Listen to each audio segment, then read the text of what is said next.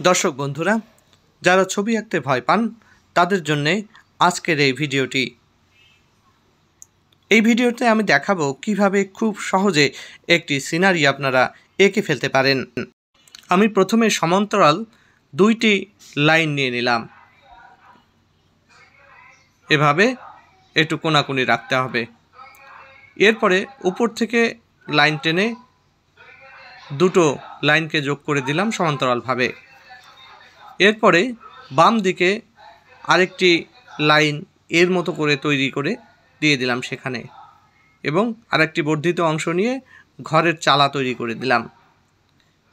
এখান থেকে নিচে একটা লাইন, এখান থেকে আর একটা লাইন, তবে পিছনের লাইনটা সবসময় একটু ছোট রাখবেন, পিছনের দিকে একটু ছোট হবে। বাম পাশে আর একটা লাইন দিয়ে আমরা এই দুটো লাইনকে এক করে ফেলছি। দেখুন, একটি ঘর হয়ে গেল। এবার মাটির যে ফাউন্ডেশন থাকে গ্রামের বাড়িগুলো, তো সেরকম মাটির ফাউন্ডেশন বা মাটির ভিত আমরা সেটা এঁকে দিচ্ছি। এরপরে দরজা জানালার পাড়া আমরা প্রথমে উপরে একটা লাইন দিয়ে নিচে দুটো লাইন টেনে দিলাম, এতে দরজা হয়ে গেল। এবার জানালাও একইভাবে মাঝখানে ছোট করে এঁকে দিলাম, এবং দরজার দুপাশে আরও দুটো ছোট জানালা দিয়ে দিলে ভালো হয়। তো তার আগে আমরা দরজা দিয়ে নিচ্ছি,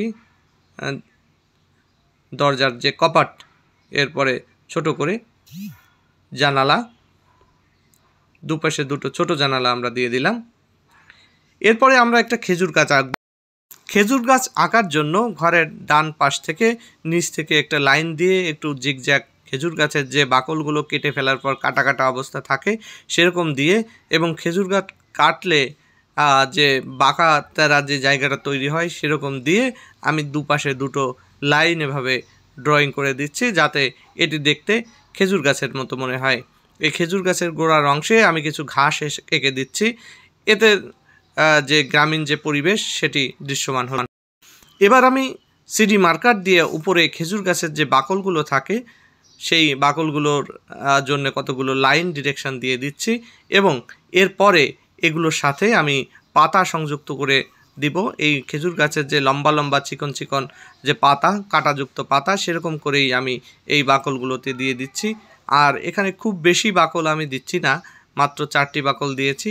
তোমরা এর থেকে একটু বেশিও দিতে পারো, আবার এরকম করেও দিতে পারো। আর এই খেজুর গাছের পাতাগুলো যখন ড্রয়িং সমাপ্ত হবে তখন মনে হবে এটি একটি পরিপূর্ণ খেজুর গাছ। তো তোমরা এভাবে দিয়ে দিতে পারো, তোমাদের এতে রং করায়ও সুবিধা হবে। মোটামুটি আমার খেজুর গাছটি ড্রয়িং করা কমপ্লিট হলো। এবার খেজুর গাছের মাঝে বাকল কাটার ফলে যে কাটা কাটা চিহ্নগুলো দেখা যায়, এর কতগুলো চিহ্ন আমি গোড়া থেকে মাথা পর্যন্ত এঁকে দিচ্ছি। তোমরাও এগুলো দিতে পারো, তাহলে এটি ভালো দেখাবে।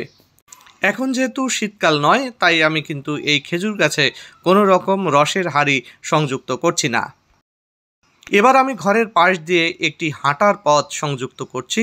দেখুন, এভাবে বাঁকা করে দিলাম। এবার দূর থেকে যে পথটি এসেছে দূরে কিন্তু চিকন হবে, এবং এটার কাছে এসে কিন্তু অনেক চওড়া হয়ে যাবে, কারণ কাছের জিনিসটা আমরা বড় দেখি, দূরের জিনিসটা ছোট দেখি। পথটা যখন দূরে গেছে তখন পথ অনেক চিকন বা সরু হয়ে গেছে, এবং দূরে একটা দিগন্ত রেখা আমরা দিব।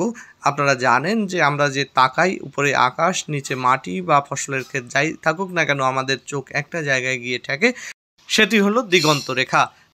এবার আমি দিগন্ত রেখার উপর দিয়ে ছোট ছোট কিছু গাছপালা একটু উঁচু নিচু করে এভাবে ড্রয়িং করে দিচ্ছি দূরের গ্রাম বোঝানোর জন্যে। আর এই দূরের গ্রামে কিছু তাল গাছ আমি ড্রয়িং করে দিচ্ছি, চিকন চিকন লাইন দুটো করে দিয়ে। উপরে তাল গাছের যে একটা ঝোপের মতো একটা পাতার গুচ্ছ থাকে সেটি এঁকে দিচ্ছি। একই জায়গায় দুটো তাল গাছ আঁকলে বেশি ভালো দেখায়, তাই দুটো করে দিচ্ছি, এই একটা ছোট একটি বড়। এবং হাতের বাঁদিকেও একটু ফাঁকা জায়গায়, সেখানে আমি আরও দুটো তাল গাছ এঁকে দিব। একই রকমভাবে একটি ছোট হবে, একটি বড় হবে। তোমরা এভাবে সহজে কিন্তু আঁকতে পারো, তবে তোমরা যদি চিকন করে দুটো লাইন না দিতে পারো তাহলে মাত্র একটি লাইন দিলেই ভালো হয়। এবার আমি গ্রামের বাড়ির যে চারপাশটা রয়েছে সেখানে যে অসংখ্য ফাঁকা জায়গা সেখানে আমি ধান ক্ষেত এঁকে দিচ্ছি। প্রথমে বাড়ির সমান্তরাল করে কতগুলো লাইন আমি টেনে দিচ্ছি খাড়া খাড়া করে, যাতে বোঝা যায় এটি ধানের গাছ। এবং পথের পাশ দিয়ে এই খাড়া খাড়া লাইন দিয়ে আমি দূরের এই পথটার শেষ পর্যন্ত আমি এঁকে দিলাম। একইভাবে হাতের ডান পাশেও ঘরের একেবারে সংলগ্ন করে এভাবে আমি লাইন দিয়ে দিচ্ছি পথের পাশ দিয়ে, এবং ঘরের পর্যন্তও কিন্তু এই লাইন চলে যাবে, মূলত ঘরের পিছনে ঘাস বোঝানোর জন্যে বা ধান বোঝানোর জন্যে। ধান ক্ষেতের মাঝে আমি আরও কিছু লাইন দিয়ে দিচ্ছি যাতে বোঝা যায় যে ক্ষেতের আইল রয়েছে। কারণ হচ্ছে কি যে ধান ক্ষেতের মধ্যে কোথাও একটু বেশি সবুজ, কোথাও একটু কম সবুজ, এবং ধান যদি পেকে যায় তাহলে কোথাও একটু হলুদ এবং কোথাও একটু সবুজ এরকম কিন্তু দেখা যায়। মূলত হচ্ছে ধান গাছের এই আইলগুলো এইভাবে চিহ্নিত করা যায়। এবং হাতের যে বাম পাশে, ঘরের একেবারে বাম পাশে যে খেজুর গাছ রয়েছে তার নিচ দিয়েও আমি কিন্তু এইভাবে এই ধানের লাইনগুলো আমি দিয়ে দিচ্ছি যাতে বোঝা যাবে যে ধান ক্ষেত, এবং ধান ক্ষেতের মাঝখানে এরকম আইল রয়েছে। কারণ ধান ক্ষেতগুলো সমান্তরাল সব জায়গায় থাকে না, এবং ধান ক্ষেতের উচ্চতা এবং নিচু অনুযায়ীও কিন্তু আইল অনেক সময় হয়ে থাকে, এবং মালিকানার ক্ষেত্রেও যে ভাগ, সেই ভাগের ক্ষেত্রেও কিন্তু এরকম দেখা যায়। তাই এরকম তোমরা ছোট ছোট ছোট ছোট করে যত দূরে যাবে তত ছোট ছোট লাইন হয়ে যাবে, এভাবে করে দিয়ে দিতে পারো। আর কাছাকাছি জায়গা হলে কিছুটা বড় বড় হতে পারে, তবে ধানের মাঝখানে খুব বেশি বড় না থাকলেই ভালো হয়। আমার মনে হয় এই কাজটি তোমাদের জন্য খুব বেশি কঠিন হবে না, কারণ যারা ছবি আঁকতে ভয় পাও তাদের জন্যই কিন্তু আজকের এই ভিডিওটি আমার সহজ করে করা। ছবিতে আকাশটা খুবই ফাঁকা, তাই একটা সূর্য আমি এঁকে দিচ্ছি ঘরের উপরে। সাধারণত ঘরের উপরে কিছু সাবজেক্ট থাকলে সেটা ভালো দেখায়। গোল আমি দিয়ে দিলাম, এবং এর চারপাশে সূর্যের যে ছটাগুলো সেটি আমি এঁকে দিচ্ছি। তবে তোমাদের বলে রাখছি, সাধারণত সূর্য কালো রং দিয়ে না আঁকলে ভালো হয়। এক্ষেত্রে হালকা পেন্সিল দিয়ে তোমরা আঁকতে পারো, যাতে পরবর্তীতে রং করার পরে এই সূর্যের কালো রংটা না দেখা যায়। এবার আমি খেজুর গাছের গোড়ায় আরও কিছু ঘাস দিয়ে দিচ্ছি, তোমরাও দিতে পারো, তাহলে দেখতে সুন্দর লাগবে। এবার আমি ঘরের দরজার ভিতরের অংশ সাইন পেন দিয়ে কালার করে দিব, যাতে খুব সহজে এটি করা যায়। তবে ঘরের ভিতরে কিছু যে আলো প্রবেশ করে সেই জায়গাটিকে কিন্তু ছেড়ে দিতে হবে, এবং অনুরূপভাবে জানালাগুলোও কিন্তু কালো করে দিচ্ছি, যেটা খুব সহজে হয়ে যাচ্ছে।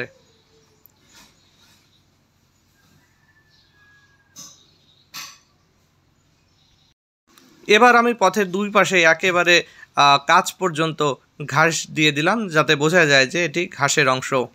এবার আমার আকাশের রং করার পালা। আমি পেন্সিল রং দিয়ে হালকা যে আকাশি রং আছে সেটি দিয়ে আমি দ্রুত এই আকাশের রংটা করে দিচ্ছি। তোমরা তোমাদের মতো করে সুন্দর করে সেই আকাশের রংটি করার চেষ্টা করবে।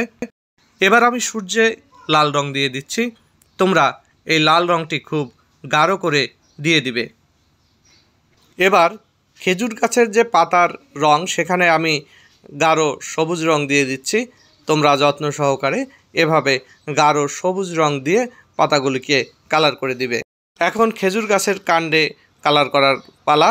আমি ইয়েলো আকার, কিছুটা সোনালি রং পেয়েছি, আসলে ইয়েলো আকারটা দরকার ছিল, সেই রংটা কিছু অংশ দিয়ে বাকি অংশ আমি একেবারে বাদামি রং দিয়ে ঢেকে দিয়েছি। এবার আমি দূরের যে তাল গাছগুলো রয়েছে সেই তাল গাছগুলোতে সুন্দর করে কালার দিয়ে দিচ্ছি। আর এই কালার দেওয়ার পর্বে আমি কিন্তু যে গাছের যে গুড়ি তাল গাছের, এটি দূরের থেকে দেখা যাচ্ছে, এজন্য ওতে কোনো কালার দিব না।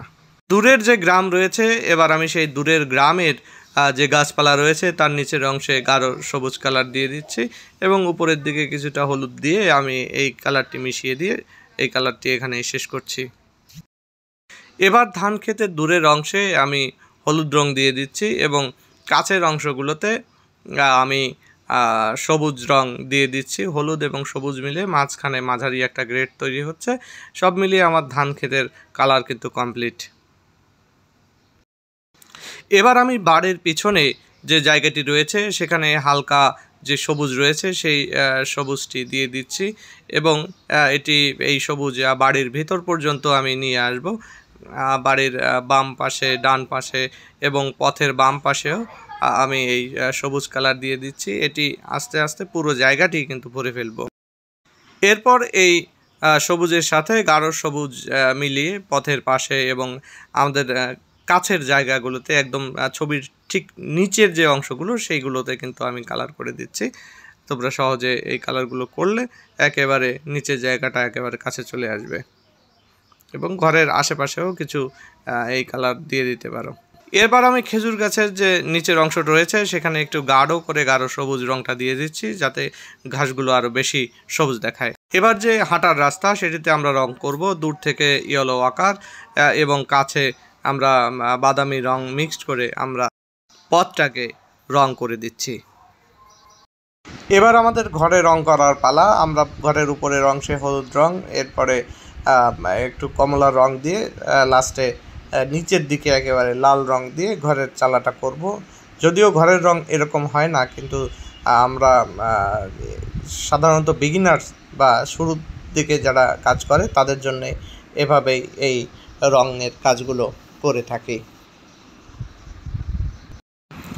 এবার আমরা ঘরের বেড়ায় বাদামি রং দিয়ে দিচ্ছি, নিচের দিকটা একটু গাঢ় হবে এবং উপরের দিকে হালকা থাকলেই হবে। একইভাবে ঘরের যে নিচের পোতা বা ফাউন্ডেশন সেখানেও আমরা এই বাদামি রংটা গাঢ় করে নিচের দিকে, উপরের দিকে একটু হালকা করে দিয়ে দিব যাতে এর যে একটা আছে খাদ আছে সেই খাদটি বোঝা যায়। তো প্রিয় বন্ধুরা, আজকে আমি এখানেই আমার ছবি আঁকার এই টিউটোরিয়ালটি সমাপ্ত করছি। তোমাদের কেমন লেগেছে সেটি তোমরা অবশ্যই আমাকে কমেন্টস করে জানাবে। আর যদি ভালো লাগে তাহলে লাইক এবং সাবস্ক্রাইব করতে কেউ ভুলবে না।